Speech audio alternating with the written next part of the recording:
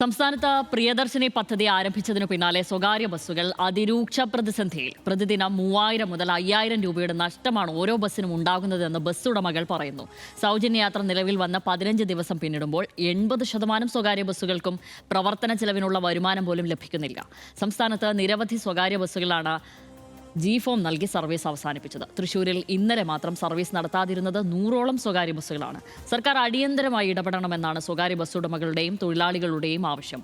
പൊതുഗതാഗത രംഗത്തു നിന്നും സ്വകാര്യ ബസ്സുകൾ കൂട്ടത്തോടെ ഒഴിഞ്ഞുപോകാൻ പ്രിയദർശിനി പദ്ധതി വഴിവെച്ചു. കാണാം RDX റാങ്ക്. സ്ത്രീ യാത്രക്കാരുടെ എണ്ണം കുറഞ്ഞതിനെ തുടർന്ന് പ്രതിദിന നഷ്ടം 3000 രൂപ മുതൽ 5000 രൂപ വരെയാണെന്ന് ബസ് ഉടമകൾ പറയുന്നു.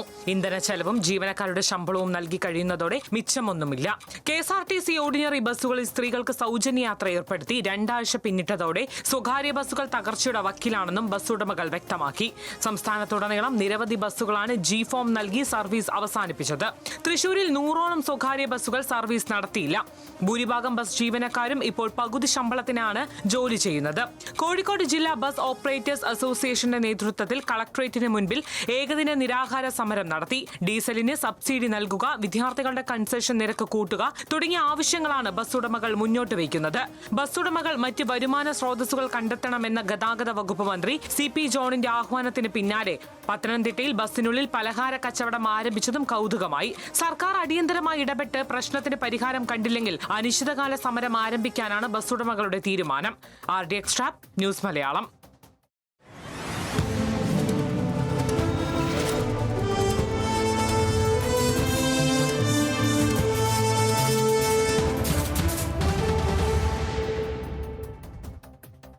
ഇനി ഇതുമായി ബന്ധപ്പെട്ട പ്രതികരണങ്ങളിലേക്കാണ് പോകുന്നത്. സ്വകാര്യ ബസ്സുകൾ തകർച്ചയുടെ വക്കിലാണെന്നും സർക്കാർ അടിയന്തരമായി ഇടപെട്ട പ്രശ്നത്തിന് പരിഹാരം കാണണമെന്നും ബസ് ഉടമകളും തൊഴിലാളികളും ആവശ്യപ്പെട്ടു.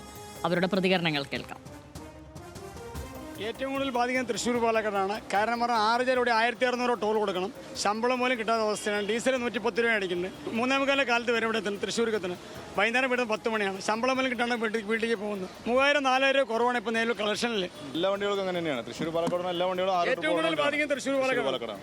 ഇപ്പൊ ലേഡീസിന് ഫ്രീ എന്ന് പറയുമ്പോൾ ലേഡീസ് ഫുള്ളായിട്ട് വരാതെ ഒന്ന് ഒപ്പം തന്നെ അവർ കൂടെ വരുന്ന അവരിപ്പോൾ ഭർത്താക്കന്മാരാവാം, ചിലപ്പോൾ അച്ഛന്മാരാവാം, ചിലപ്പോൾ മക്കളാവാം. അവരും ഈ പെണ്ണുങ്ങളുടെ കൂടെ ബസ്സിൽ അവിടെ പോണ്. അപ്പം അങ്ങനെ വരുമ്പോൾ പ്രൈവറ്റ് ബസ്സിൽ സ്ത്രീകളിൽ നിന്നല്ല ആണുങ്ങളുടെ എണ്ണം കുറഞ്ഞേക്കാണ്.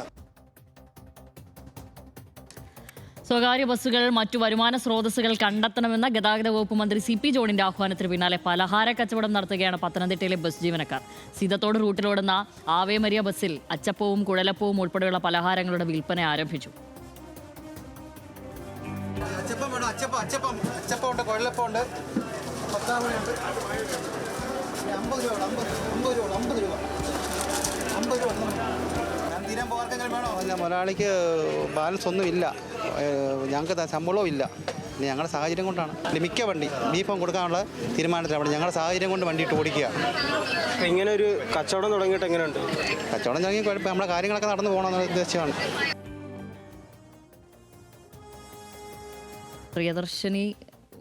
പ്രിയദർശിനി പദ്ധതിയോട് എനിക്ക് ഒരു പരിധിവരെ ഭയങ്കര യോജിപ്പുള്ള ആളാണ് ഞാൻ. പക്ഷേ അതിനൊരു മറുവശവും കൂടി ഉണ്ടല്ലോ. കാരണം KSRTC ബസ്സിൽ മാത്രമല്ല, സ്വകാര്യ ബസ് എന്നുള്ള നമ്മുടെ പൊതുമേഖലാ സംവിധാനത്തിൽ അവർ കൂടി വഹിക്കുന്ന പങ്ക് വളരെ വലുതാണല്ലോ. പക്ഷേ അവർക്കധികം ചിരിയില്ല, അവർക്ക് കണ്ണീരാണ് എന്നുള്ളത് ഒന്ന് കാര്യമായി പരിഗണിക്കേണ്ട ഒരു വിഷയമാണെന്നാണ് എനിക്ക് തോന്നുന്നത്. അതെ, ഉറപ്പായിട്ടും ഇതിപ്പോൾ ഒരു ഗൗരവമുള്ള പ്രശ്നമാണെന്ന് ഇപ്പോൾ എല്ലാവർക്കും ബോധ്യപ്പെട്ടല്ലോ. അതായത് നമ്മൾ എല്ലായിടത്തും കാണുന്നുണ്ട്. ഇതിപ്പോൾ ഈ പ്രിയദർശിനി ബസ്സുകളിൽ KSRTC ബസ്സുകളിൽ സ്ത്രീകൾക്ക് സൗജന്യ യാത്ര എന്ന സംഭവം ഇവർ പ്രകടന പത്രികയിൽ പറഞ്ഞ ദിവസം ഇവിടെ വെച്ചിട്ട് ഇത് ഗംഭീരമായിട്ടൊരു പ്രഖ്യാപനമാണെന്ന് പറഞ്ഞ ആളാണ് ഞാൻ. ഇതുകൊണ്ട് ഒരുപക്ഷെ നല്ല വോട്ട് കിട്ടിയേക്കും എന്ന് പറഞ്ഞ ആളുമാണ് ഞാൻ. അതെനിക്ക് വളരെ സന്തോഷകരമായിട്ടുള്ള പോസിറ്റീവായിട്ടൊരു കാര്യമായിട്ട് തന്നെയാണ് അപ്പോഴും ഇപ്പോഴും എല്ലാം തോന്നുന്നത്. നന്നായിട്ട് വന്നു, ഞാനതിനെ അനുകൂലിക്കുന്ന ഒരാളാണ്. പക്ഷേ അതിനൊരു പ്രശ്നം എന്താണെന്ന് വെച്ചാൽ, ഈ കേന്ദ്ര സർക്കാർ BJP സർക്കാർ നോട്ട് നിരോധനം കൊണ്ടുവന്നപ്പോൾ അവർ വന്ന ഉടനെ നോട്ട് നിരോധനം കൊണ്ടുവന്നല്ലോ. അപ്പോൾ നോട്ട് നിരോധനം കൊണ്ടുവന്നിട്ട് 82 ആളുകൾ ക്യൂവിലൊക്കെ നിന്ന് മരിച്ചു എന്നാണ് പിന്നെ ഒരു മാധ്യമ സ്ഥാപനത്തിൻ്റെ സർവേയിൽ കണ്ടെത്തിയത്. 82 പേര്. ഇപ്പോൾ ഒഫീഷ്യൽ കണക്കൊന്നുമില്ല എത്ര പേര് മരിച്ചു, സർക്കാരിനോട് ചോദിച്ചാൽ കണക്കൊന്നും കിട്ടില്ല. പക്ഷേ അതിൻ്റേതായിട്ടുള്ള ബുദ്ധിമുട്ടുകളിൽ നിന്ന് 82 പേര് മരിച്ചു എന്നാണ് കണ്ടെത്തിയത്. എന്താ സംഭവിച്ചതെന്ന് വെച്ചാൽ, അതിനെക്കുറിച്ച് ജീൻ റസ്സെ എന്ന് പറയുന്നൊരു വലിയ ലോക പ്രശസ്തനായിട്ടുള്ള ഒരു എക്കണോമിസ്റ്റ് ഉണ്ട്. അദ്ദേഹം പറഞ്ഞ ഒരു പോയിൻ്റ് ഞാൻ എപ്പോഴും ഓർക്കും. അതായത് അതിവേഗത്തിൽ ഓടിക്കൊണ്ടിരിക്കുന്ന ഒരു കാറിൻ്റെ ടയറിനൊക്കെ വെടിവെച്ചപ്പോൾ എന്താ സംഭവിക്കുക? വെടിവെച്ചതുപോലെയാണ് ഈ നോട്ട് നിരോധനം. അപ്പോൾ എന്താ സംഭവിക്കുക?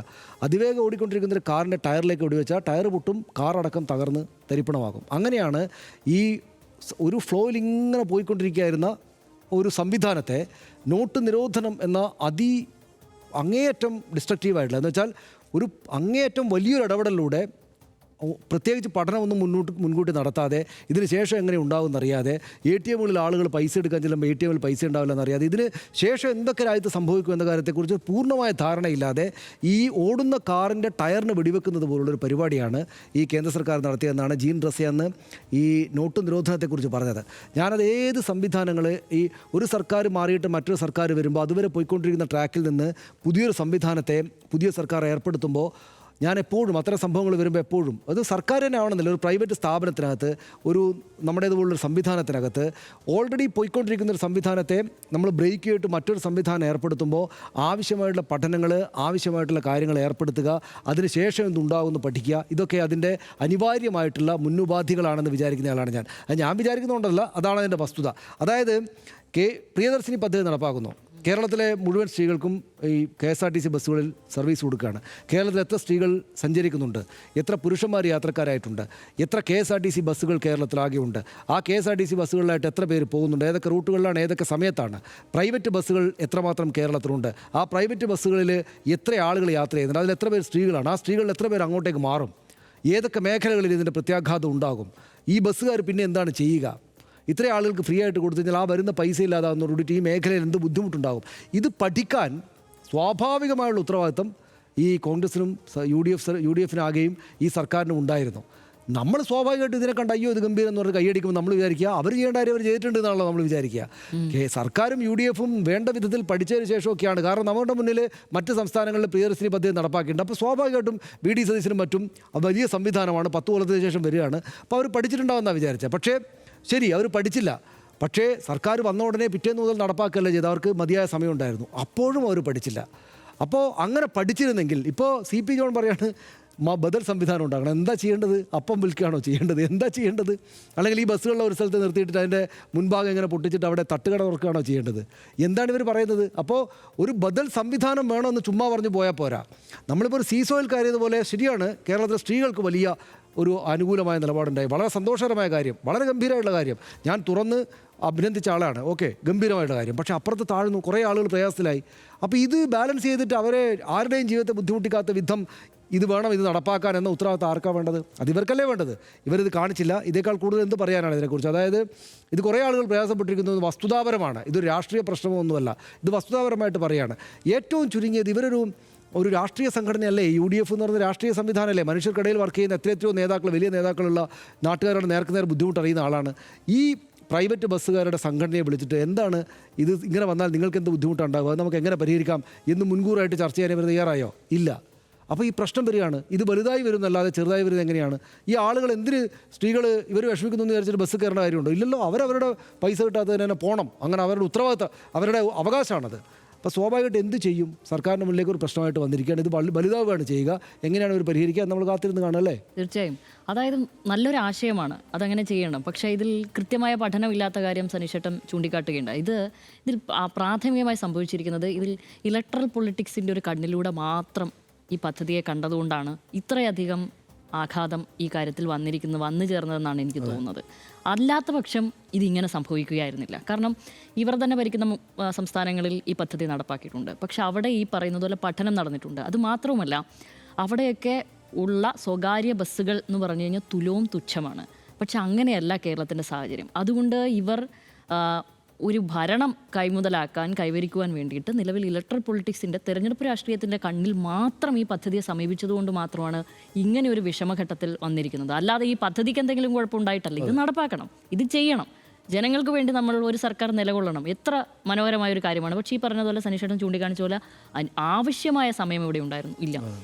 പഠിക്കാതെ പരീക്ഷ എഴുതി കഴിഞ്ഞാൽ 2 കാര്യങ്ങൾക്കുള്ള പോസിബിലിറ്റി. ഒന്ന്, ഭാഗ്യം കൊണ്ട് ജയിച്ചു പോകാം, അല്ലെങ്കിൽ ഉറപ്പായാലും തോൽക്കും. നിലവിൽ ഭാഗ്യം കൊണ്ട് പോലും ഇവിടെ സർക്കാരിന് പിടിച്ചു നിൽക്കാൻ പറ്റാത്ത ഒരവസ്ഥയാണ്. അത് ഇല്ല എന്നുള്ളതാണ്. കാരണം നമ്മൾ ആദ്യം നടപ്പാക്കിയതുപോലെയല്ല, ഇപ്പോൾ അതങ്ങ് പ്രതിസന്ധി അങ്ങ് രൂക്ഷമായി വന്നിരിക്കുകയാണ്. കാരണം തൃശ്ശൂരൊക്കെ 100ഓളം സർവീസുകൾ നിർത്തേണ്ട ഒരവസ്ഥ. ബാക്കി ഇപ്പോൾ അവരെന്താണ് ചെയ്യുന്നത്, അതായത് ഇതൊരു നാണയത്തിൻ്റെ ഇരുവശം പോലെയല്ലേ KSRTC സ്വകാര്യ ബസ്സും. ഒരു പൊതുഗതാഗത മേഖല എന്നുള്ള ഒരു കോയിൻ എടുത്തു കഴിഞ്ഞാൽ ഇരുവശമായിട്ട് ഇവർ വരും. മറ്റുള്ള ഓട്ടോ ടാക്സി കാര്യങ്ങളൊക്കെ ഉണ്ട് കേട്ടോ അവിടെ, അതുണ്ട്. എങ്കിൽ പോലും ഈ ബസ്സുകളുടെ കാര്യത്തിലെടുത്ത് എങ്ങനെയാണ് ഒരു ഒറ്റ ടോസ് ഇങ്ങനെ അതിൽ വന്നു KSRTC ഇതിൽ നമ്മൾ ഇങ്ങനെ കൊടുക്കാൻ തീരുമാനിക്കുന്നു. പക്ഷേ അതിനുള്ള നഷ്ടം സർക്കാർ നികത്തും എന്നും പറയുന്നു. അപ്പോൾ എന്തായി? സർക്കാർ നികത്തുന്ന കാര്യത്തിൽ KSRTCക്ക് നല്ല കാര്യം തന്നെ, കുഴപ്പമൊന്നുമില്ല, അവർക്ക് വേറെ പ്രശ്നങ്ങളൊന്നും സംഭവിക്കുന്നില്ല. അത്തരം ആധികൾ അവിടെയുള്ളവർക്കും ഉണ്ടായിരുന്നു. ഇത് ശമ്പളം മുടങ്ങുമോ മറ്റ് ആനുകൂല്യം മുടങ്ങുമോ ഒക്കെ ഉണ്ടായിരുന്നു. പക്ഷേ സർക്കാർ അത് വഹിക്കുമെന്ന് പറഞ്ഞുകൊണ്ട്. പക്ഷേ അതേസമയം നികുതി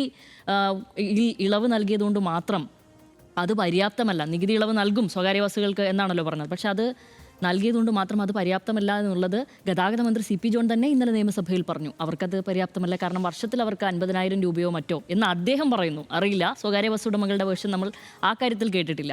അത് തന്നെ പര്യാപ്തമല്ല എന്ന് നമ്മുടെ മന്ത്രി തന്നെ സമ്മതിക്കുന്ന ഒരവസ്ഥയാണ് ഉണ്ടായിരിക്കുന്നത്. അതെന്തൊരു കഷ്ടമാണെന്നുള്ളത്. സത്യത്തിൽ ഇവരുടെ ജീവിതം പണ്ട് ആനവണ്ടി കട്ടപ്പുറത്ത് എന്ന് പറയുന്ന പോലെ ഇപ്പോൾ സ്വകാര്യ ബസ്സുകൾ കട്ടപ്പുറത്ത് ആകുന്നത് പോലെയാണ് ഉണ്ടായിരിക്കുന്നത്. അതുകൊണ്ട് ഇപ്പോൾ അവർ അച്ചപ്പം കുഴലപ്പം ചിപ്സ് എന്നൊക്കെ പറയേണ്ട ഒരവസ്ഥ. അതും എന്താണ് അദ്ദേഹം പറയാണ്, മറ്റു വരുമാന സ്രോതസ് കണ്ടെത്തണം.